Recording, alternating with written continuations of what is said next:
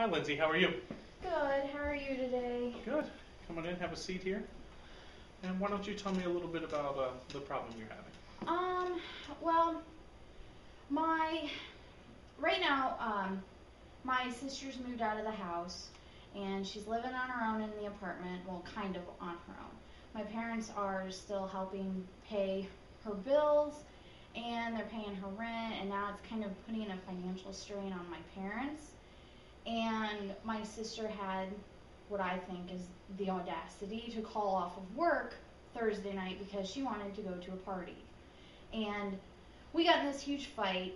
So the whole family's got in this huge fight basically because I thought that it was very immature and irresponsible for her to call off when she should be working as much as she probably can to help pay because it was her choice to move into the apartment. So right now we're just all fighting, and it's just a pain in my butt because I just want to smack my sister and make her realize that she needs to grow up a little, and she won't.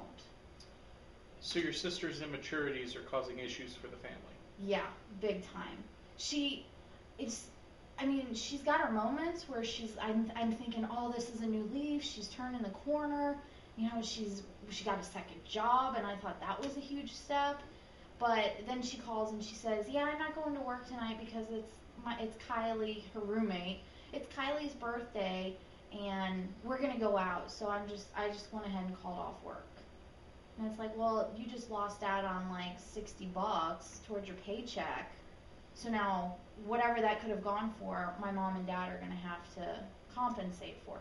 And I think it's just so obnoxious to me because I'm financially independent. I try and not rely on my parents for anything. I still live with them, but I help buy groceries.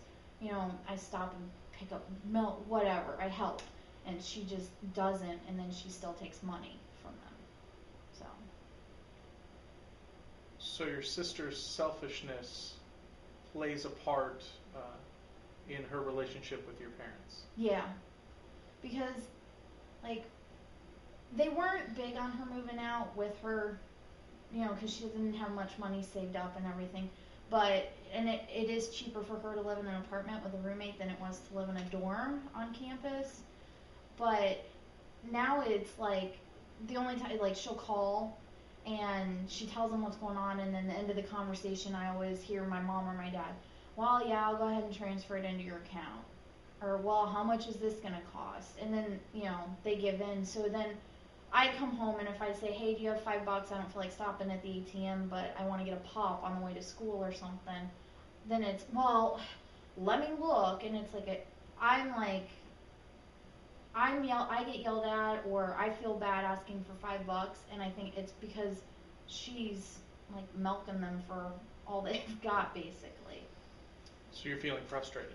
Yeah, very, because I'm stuck like in between the two. Like, I want to tell Jen to grow up and to, you know, I want her to realize what she's doing, but then when I do that, it creates all this like drama, so to speak.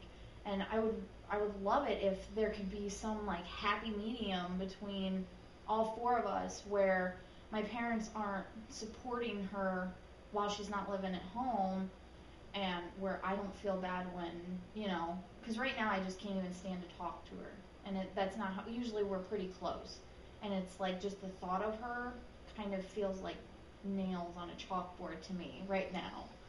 So you're feeling aggravated because she's taking advantage of your parents. Yeah, yep. And I mean, like, they've always said that, you know, as long as we're in school, they're going to support us and help us, and they're very awesome in that. But then I think that they also kind of, she can like push them over really easy, and she has like mastered the guilt trip.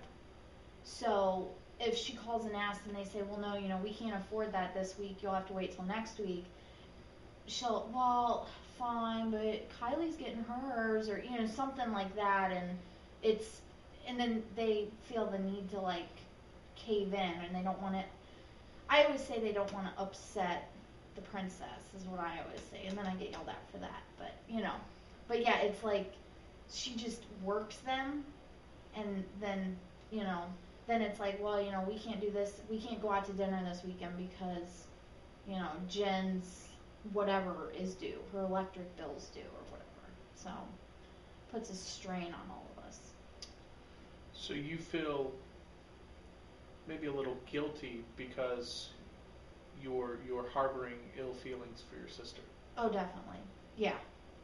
As much, I mean, I don't like to not like people, and usually I get along with pretty much everyone, and her and I have always been very close, especially recently. And now that she's doing all this, I'm just kind of like, go as far away as possible and don't come back until somebody has kicked your butt into shape. And so I feel bad, but then I can't help it because I feel like if I just brush it away, then the problem's never going to be solved. And she still has 3 years of college, 2 years of college left, so I'll be home for 2 more years probably. I can't deal with this for 2 more years because it affects a lot of stuff, a lot of other aspects of my life too. So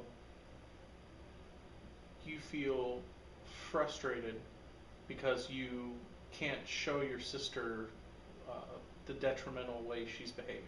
Yeah, I would love to be able to, because I think for her, she feels like, I think she knows that they're always going to say yes. And even though she claims that she wants to be independent, she doesn't want to rely on them. I think at the end of the day, she still like falls back on that. And one day they're not going to be there to support her. Like, she's going to have a big kid job and she's going to have big kid bills. And I just want her to put on the big kid pants, and she won't. And I've tried numerous ways of, trying to talk to her and like explain it, and it always just kind of blows up into this huge. She gets very defensive, and then I get defensive, and then the name calling starts, and then we don't talk for a couple weeks. Then we apologize, and then it comes back up a week later. So we're in this like vicious cycle. So you're even feeling upset because you can't calmly show her the better way of handling things. Yeah. And I try. I'm very like laid back, easygoing. So she'll come over and usually it's just, hey Jen, like mom and dad are kind of, tight for cash this week because this bill came in. Just kind of watch what you're gonna spend. Well, I'm not, and then she just automatically gets defensive, and then I come back. Well, grow up, quit acting like a little baby, and then it just kind of spirals from there. So yeah, I would love to be able to somehow figure a way to appeal to her on some whatever level she is on, but kind of keep my personal feelings in it and just go with the facts. Because I feel like I throw in like, well, I'm upset, I'm angry, I'm frustrated, and I turn it on me when it's really kind of her deal that's affecting me, if that makes sense. Mm-hmm. So you feel aggravated because you can't show your sister how to act properly, and you want to be able to show her how to responsibly handle herself and the use of your parents' money. Yeah, exactly. Because, I understand that you gotta have electric, you gotta have water, you gotta have a place to live. So that's fine. But when she's calling and asking for money to because she doesn't have enough to go to dinner with her friends, or she doesn't have enough to do this, to me that's a luxury in life. I get by just fine without it. So she should be able to as well. And I feel like she is kind of using them, and plus she doesn't deal with it. She doesn't hear the bedroom conversations of my parents when they're in there. Well, I don't know what we're gonna do. Her rent's due and this is due and blah blah blah. And I don't like to see them in that situation.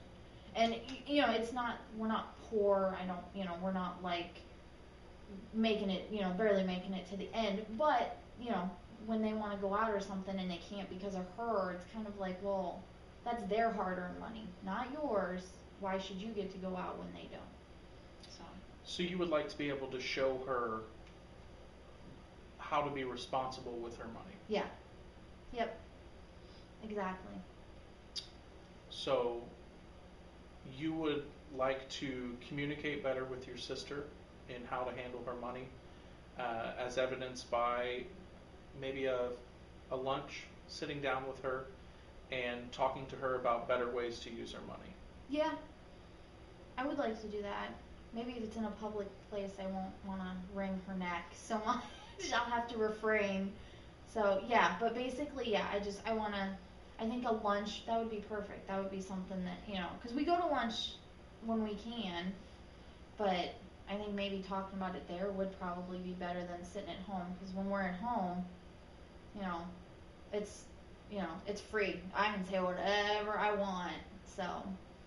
Well, how about you and your sister sit down this week sometime, and just have a casual lunch and make sure it's in a public place, and that you guys talk about maybe some ways to responsibly spend our money, and try to resist the urge to yell at her. Okay, I could do that. Alrighty. Okay. Well, we'll come back next week and we'll talk a little bit more about that. And here in a minute, we'll also brainstorm some other steps for you. Okay. Okay, sounds All right. good. Thanks. Have a good day. Thanks, you too.